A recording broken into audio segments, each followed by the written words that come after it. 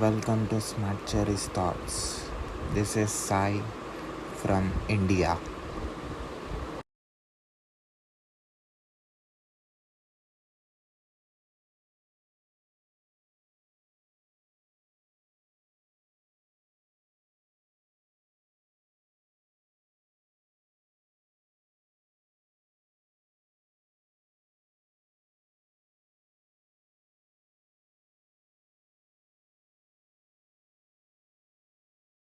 Hey, Thank you. Finally, we got connected. Thank you very much, White, for giving me opportunity to interview you for my YouTube channel and podcast. I'm very excited to be here. Lovely to see you. So I thought to tell about you and the work that you are doing to my audience. So my name is SJ. I am based in the UK. I work for a company called TEXTHELP, and we make accessible technology. So if you have additional needs, or you need help reading something or seeing text in an image, or if you need help seeing maths and having maths read aloud, that's what we do, and that's what I do. I'm really passionate about ed tech as a whole. Teacher in the classroom for many years as a maths teacher and edtech person, named in the edtech 50 in the UK for 2021, and Google coach, Google trainer, Google innovator. So that was 2020. So yeah, do all the things, I think. So I can see you are into education from long time. Yeah, yeah. I've been a teacher What for what made you to come into education and teaching? So I decided that I wanted to make a difference, and I knew that when I went to school, teachers didn't really understand me. And so I hoped that by being a teacher, I would be able to be that teacher that understood all the children. And I hope that I did do that. So what you do right now? So right now, I work on a product called Equatio, and that will read maths aloud for people. And it will also give you spaces to practice with maths. So use coins to count on your computer, or to use blocks to make shapes on your computer. And I work on that product, helping teachers make the most of that product for their students. So you are into this job for 4 months, not long. okay. So how was working as a Google trainer and Google educator? So for that, So I did my Google trainer about 4 years ago, when I was in the classroom.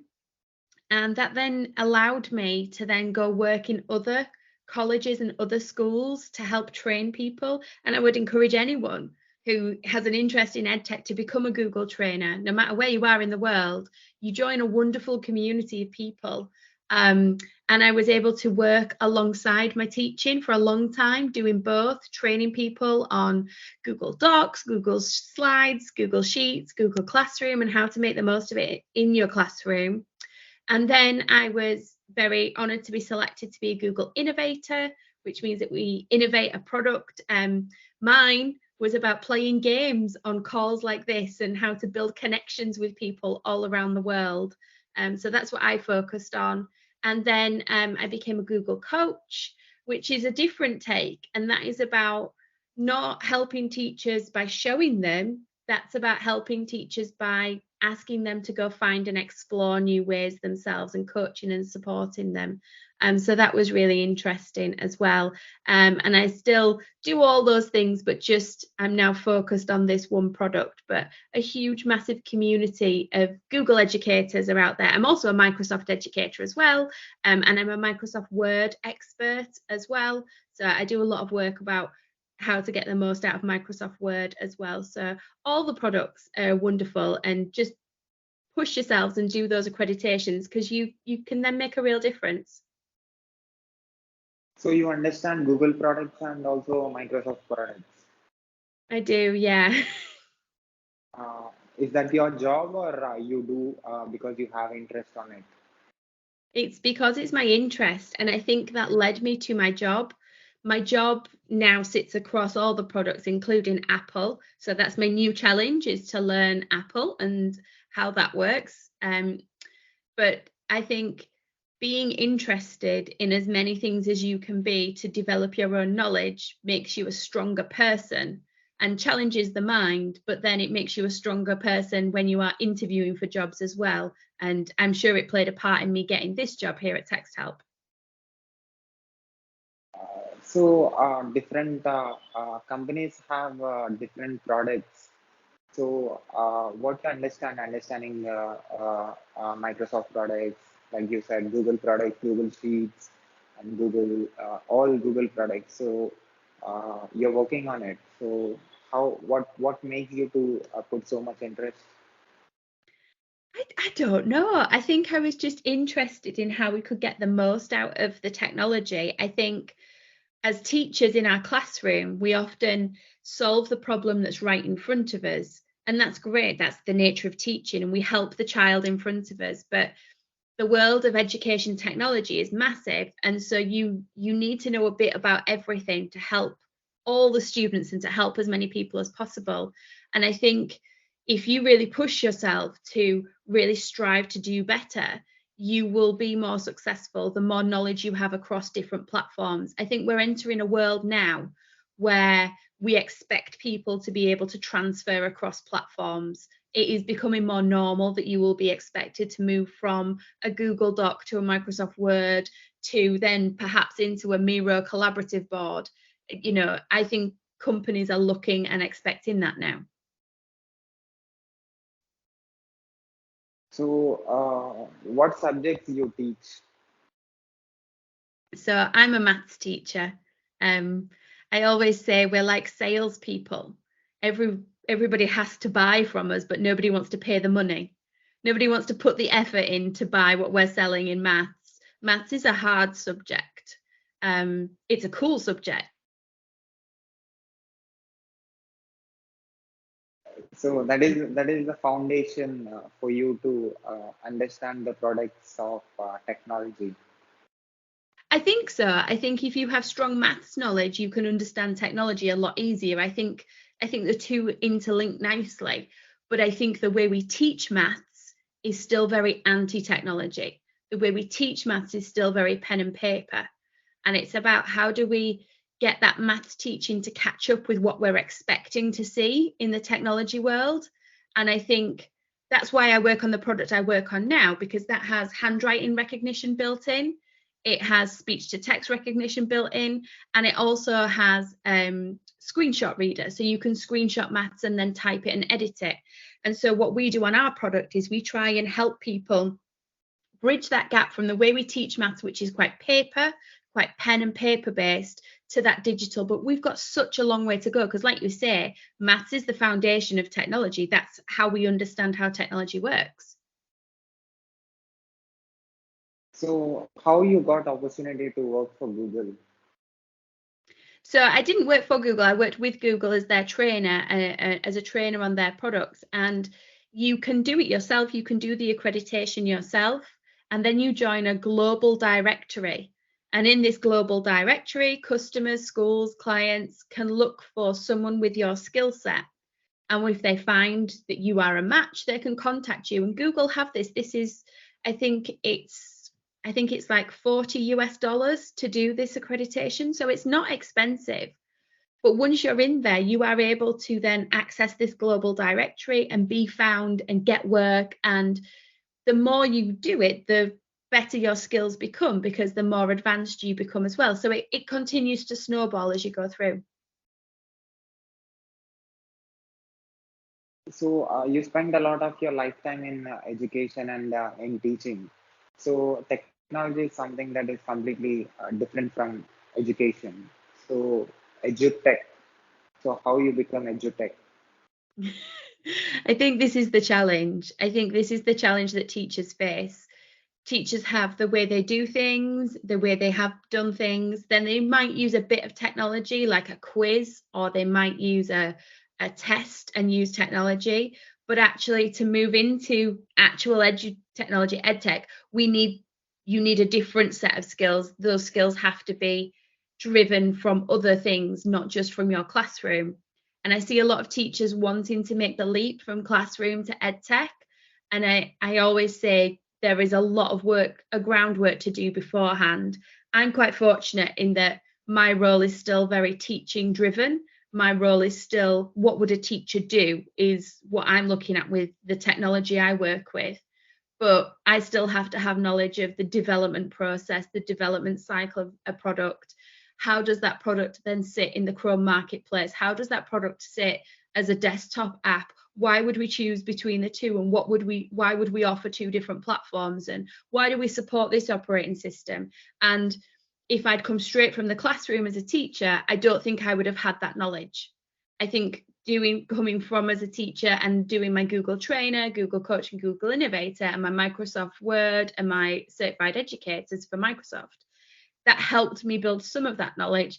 But I have to learn an awful lot still of technology, just to know the basics, really. And then I know I've still got a long way to go on that as well. So you are a technology products user, and like that your interest built and you started understanding the technology products. So that's what you're saying. You are a Yeah. user and you use all the products. All the products. What can you mention some? So I think as a teacher, I think we in the products that we use, we make a choice of how are we looking to get the most out of that tool. So if you take something like a Google slide deck, in Google Slides, I could present information to you, and that would be me giving you information. I could ask you as a student to make a slide deck and to give me information. But actually, what would be really great is if we collaborated on that together and we made something together. And as you're creating and thinking about things, me as the teacher can push and challenge and extend your knowledge. So I think Google Slides is a really underrated tool. And especially if you're collaborating, with the little icons in Google Slides, you can see how many people are working on a document at once. You can have, 50 students working on one document at once. Well, that document is going to be 50 times better than if I'd made it or you'd made it on your own. So you understand the user interface of all the products, how to use it, and why we should use it. Yeah, and I think that's the biggest thing is you need to understand why you would use the product, why you would choose that product.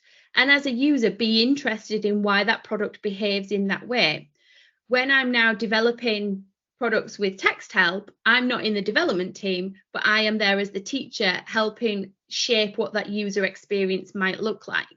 And as a developer, I think developers need people like me who have that real deep understanding of that front end user experience to be able to make those products better. So I'll go into a meeting and we'll look at an image of what the user face will look like in the end that the developers are thinking of. And then I can say, well, as a teacher, I would like it to have this and I would like it to have this.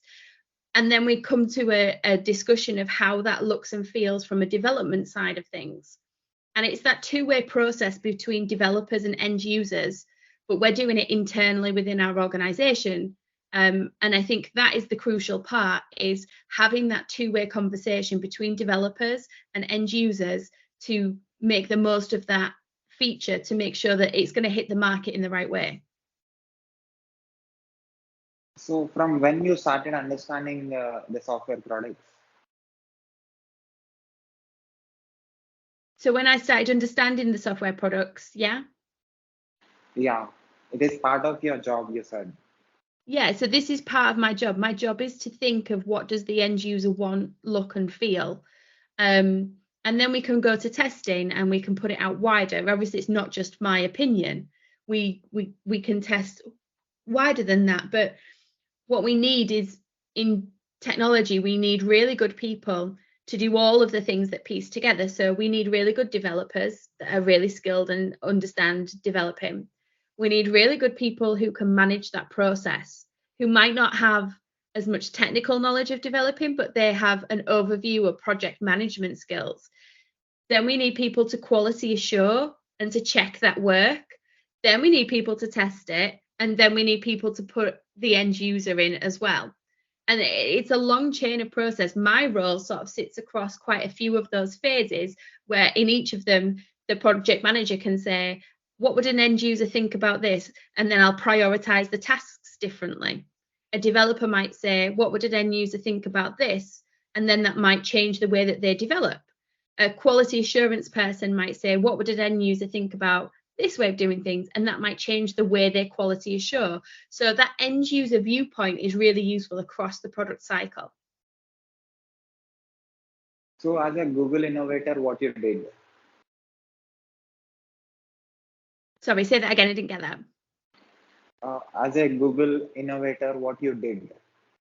So as my Google Innovator project, I did playing games, which sounds silly, but I think in a world where we can globally connect like this, I'm in the UK, you're not in the UK, we can globally connect, but what's missing sometimes is how do we understand the person that we're talking to? How do we build those connections? And I think in technology, we're shifting to more and more global teams, where teams are located around the world and we are interacting with them based on our customs of where we're based. And so I think culturally, we have a lot of work to do. And so what I was looking to do as my Google Innovator was to build a way for people to build connections. So I created a playbook of 50 games that you can play on a video call. Something silly, something fun, but just to break the ice and to get people talking and connecting.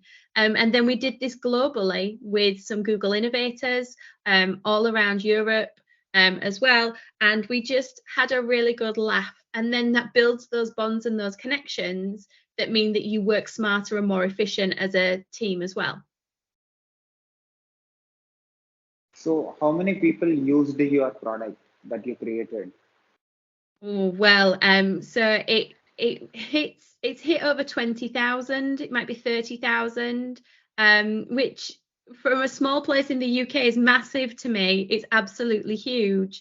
It was picked up as well by I wrote it on a platform called Book Creator. So Book Creator allows you to create interactive books digitally. Students can create content, teachers can create content, you can create instructional manuals, and you can do all sorts of things on Book Creator. They picked it up and they've actually showcased it as one of their key books in their product. So yeah, that was really helpful. But what was interesting was that it was fully global. So it's fully gone around the world. There are people in I think it's over 100 countries have played games in this book. And that makes me very happy that people are playing games and having fun. So have you collected the user experiences?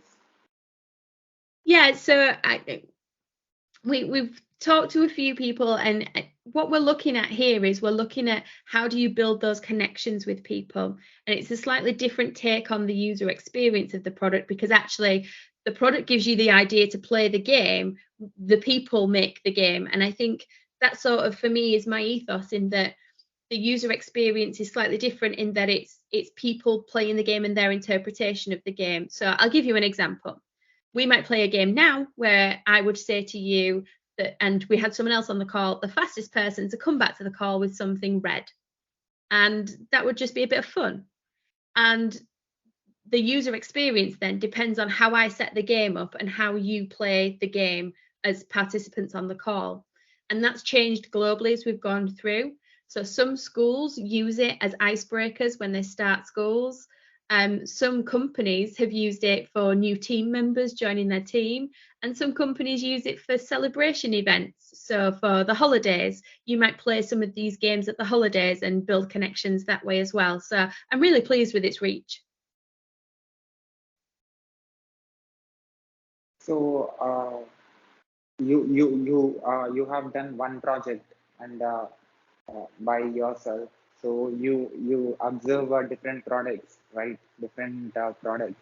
So what you understand when you explore it, or when you try to see how that is working, and what do you think how Google is thinking about creating products or making new products? Yeah, I think the Google experience is quite different. I have the hat with the spinny thing on top, and I think that's that just shows how fun they are as a company and that they want fun to be at the center of what they do. I think Google's on a journey to really transform education products for users. I think I was looking at Imagen this week where you describe an image and Google will create an image, and AI is the biggest trend that I see now. I've also had a product that is like a smart speaker in my classroom called a Merlin Mind, and that again, that artificial intelligence is the new trend. And I think that's the exciting thing to watch for is how do we make products now that use artificial intelligence that enhance traditional experiences. That's what I'm seeing. I think you're too much educated. Maybe that is one. That is why the reason you even want to study the technology, even want to see the education of technology, Yeah, I think so. right? Because you're talking about operating system and you're talking about AI, which is not actually educated. But it is the future. So I've had an artificial intelligence speaker in my classroom. I can say, "Hey Merlin, open my Google slide deck," and it will change my display in my classroom. "Hey Merlin, print my task out for class 2." And this artificial intelligence speaker will do that. And I think technology is coming that way, and educators are coming that way as well. Slowly, educators are coming that way. But I think this is the trend that we're seeing. So, what do you say about automation? I think automation is really important. I think it is super important, but I have huge concerns. I have concerns of how automation impacts on the user experience. Has it got that care and attention that a human can do? But I think automation is super important for the efficiency and drive and scalability of products as well. Otherwise, we wouldn't be doing what we're doing. So there has to be a balance, but it's very clever people who can build automation, and I think that is the skill set that as an educator I strive to build, that mindset that you could possibly do that. It's that shift in mindset that we need to build in people to help build those products better, I think. And what do you say about data governance? Well, I think as an educator, this is a key thing, and I think the lack of awareness of end users is the issue. I think if users were more aware, there would be better data governance. I think would be my take. Users need to affect the change. They need to be interested in what's happening to their data, who owns their data, where is their data going. How often do people just tick the box and say, yes, I accept, without actually reading that privacy policy? And I think when we're working with children, that becomes super important as an educator, because as the educator, I am making those decisions on their data with their parents.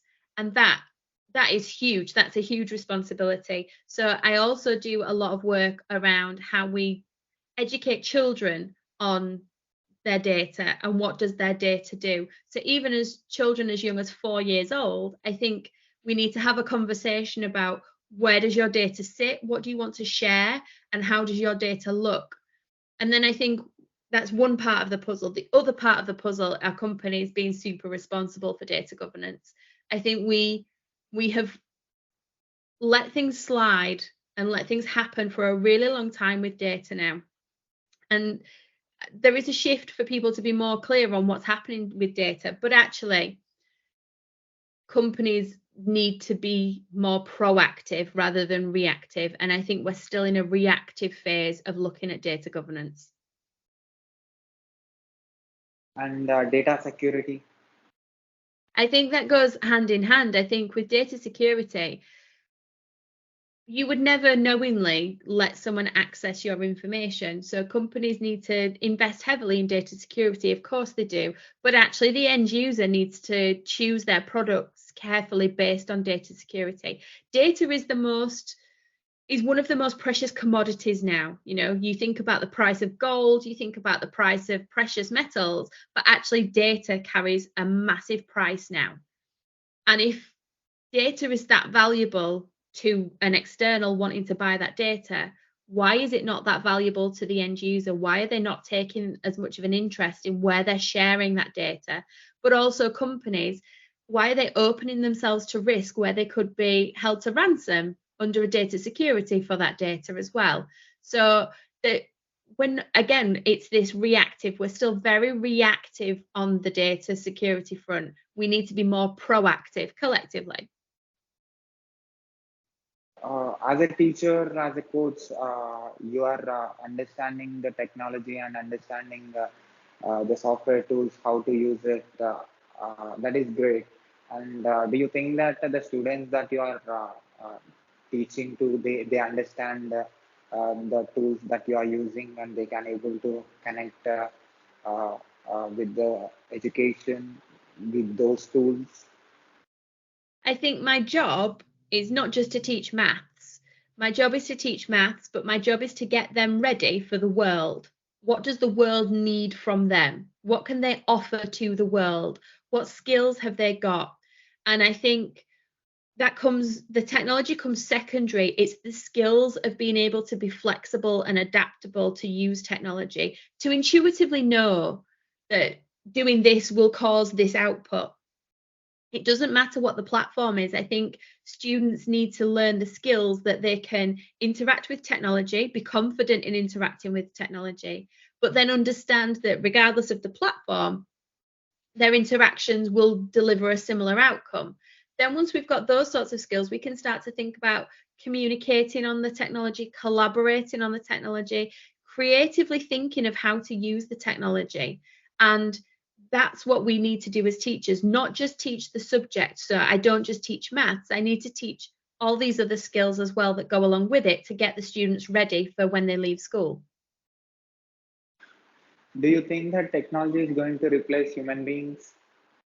Oh, well, I don't think it'll replace human beings, but I think there is so much that could be replaced. There's so much that we do that could be done in a more efficient way, but that's not what we're aiming for. I don't think that's the goal. I think the goal for everyone is to find technology that solves a problem. Um, and then things will slowly get replaced for sure. But I don't think the problem is to get rid of humans. Technology can help us. It can help us a lot more than it is doing. And we need to harness that power to get more out of the technology we've already got first, I think. So, as an educator, what do you say to the technology world, like technology companies, Google, Microsoft, or Apple, or whatever the companies who are listening and watching you right now? So, what do you say to them about software products? I think that the products that are out there are great. Everything is super cool. But again, I come back to this end user viewpoint. Have you got an end user viewpoint throughout the process of product development? Because the products need to be suitable for where we are now and where we are in the future. If you look at something like, I don't know, Jamboard in Google, great for collaborating, it's super popular, everybody really loves it. But my question isn't to the companies about what's happening now. My question is what's happening in 5 years' time? What's happening in 10 years' time? Are we ready for what do these children need to learn? What skills do they need to learn? And I would love to see some sort of way for students to be able to understand more of the product in terms of the technology aspects of the product. So I would love to be able to see how students in the product could learn a little bit of code, a little bit of development, or it does this because of this. And I think that's the challenge to the companies now, is to help students learn some of their secrets as well. You worked on any development, software development? yeah, so that's what I do now at TEXTHELP, is that we develop products to make technology more accessible. We create accessible technology to help students and people in the workplace all around the world. We've got 10 million users on the maths product that I work on at the moment. And so yeah, we do a lot. So what tools do you use? Oh, well, I don't actually do the developing. I'm the end user viewpoint of it. Okay. So 10 million users is not a small number. So what do you think that worked? Yeah, so 10 million users use our maths product all around the world to make maths accessible. We know that screen readers can't read maths very well, so we've built a screen reader that reads maths, and we want to make that grow and grow and grow. 10 million is not enough for us. We want more than 10 million. This product's only been around for a few years, so I think it's in less than 4 years we've hit 10 million, which we're pretty pleased with, but we want much, much more.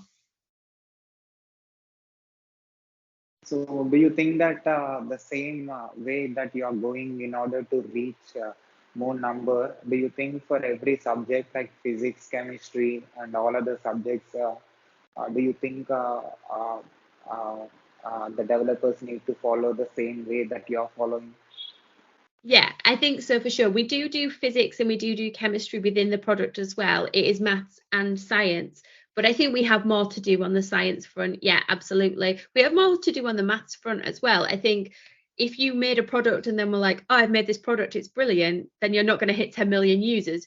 Obviously, over the past few years, we've constantly changed and evaluated the product. And what excites me is seeing that we are future proofing the product. We are thinking, what will people need in 5 years' time? And let's be ready for that now. And that's exciting. So which sense human is using more to connect with software product? Sorry, say that again. I didn't get that. Which sense human is using to connect with software product more? I think it varies. I think it varies all the time. Um, yeah, I think I'm not sure if it's your connection or my connection, but I'm losing you an awful lot. So if I disappear, I disappear. I'm really sorry. I think I'm having a bit of internet issues at the moment.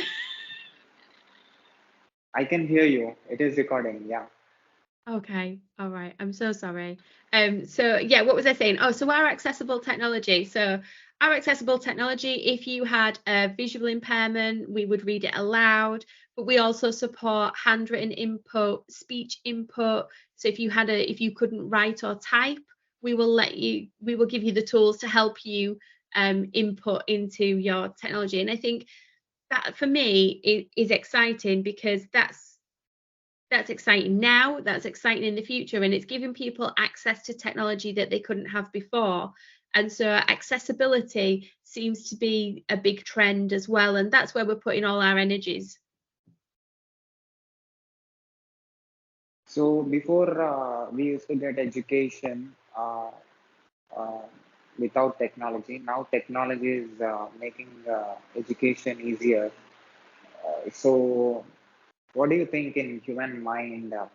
The education is already there, and this technology is just trying to awake the human mind, or they are getting getting education from you people. I think that's true. I think knowledge is a base that we build from, and I think technology can help us bring into that knowledge base. So bring in things that weren't previously available to us. And I think once we have that knowledge, it can go out further as well. And I think when we think about education, we think about standing and writing, or writing in the book, and that's not using technology. And we have a duty. It is our responsibility as educators to it's our responsibility as educators to sorry, I can see my internet's going again. Sorry. It's our responsibility to get children ready for that world of work and to get ready for the future of what work is looking like for them. And that's why it's exciting to mix the two of education and technology. So when everything is automated, how human can develop skills? Well, yeah, this is the thing. What will humans learn when everything's automated? But I think when that happens, we'll worry about that. But I think humans need to be prepared to interact better with automated technology and to not trust it as much. Sometimes automation isn't quite correct and you might need to make an adjustment. And I think that's the skill of the human, is being able to make those adjustments to the automation. And so there's still a place for humans, I think. I'm sure. I'm convinced. There are still plays. I think so. I think we will still need humans. And if I'm honest, I quite like a hug and human contact. I think that will be the future for us, I think, for sure. So you are into education from long time. So which subject is going to be disappeared with this technology advancement? 100%. We need to be better at teaching coding. We need to be better at teaching script writing. We need to be better at teaching problem solving. And we need to start that at a really early age. And that will be the key for us as educators to keep us relevant as educators as well. Is how do we as educators keep things fresh, keep things learning, but still driving those skills for our students. That's our duty. My question is, what human is going to lose with this technology advancement? Well, I think there are always losers, aren't there, with everything that we do. But I think when we um, when we look to replace things or to build automation into things, the role of the educator is still to explain things that you might not have been able to understand, to put things in your speak or to relay the information in a more comforting or accessible way. So as much as things will be replaced, I think you will still crave that comforting feeling in your education. So you will still need a human to do that, but it might not be in the way that it happens currently. So I think the risk is that if teachers don't change, I think they are at risk of elements of the teaching role to be replaced. Like if I'm going to teach, I don't know, let's say differential equations, I could get a textbook out and I could explain it to you and you could do differential equations. But you could probably teach them yourself using YouTube. You could probably find someone on YouTube who's done differential equations, teach them yourself, start to learn those differential equations, and then come back into the classroom.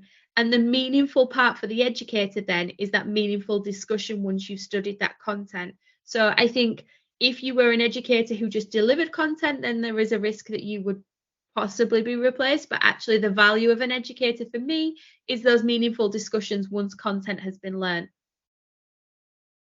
As a edutech person, do you understand the biology of the technology? I can't hear you. I'm so sorry. As a edutech person, are you do you understand the biology of the technology? Do you know, I do and I don't. I have limited knowledge, but that's through personal interest. At no point has it been a requirement of me to understand any of that. I think it's just because I'm genuinely interested in it. And I think we're all interested in things, and that's just what I'm interested in. But I think as educators, it's not our place to understand things in that level of detail. That's someone else's place. But it's useful to know how what we're doing affects those things. So I think it's always important to take an interest, but not be the expert, because that otherwise the experts would be replaced.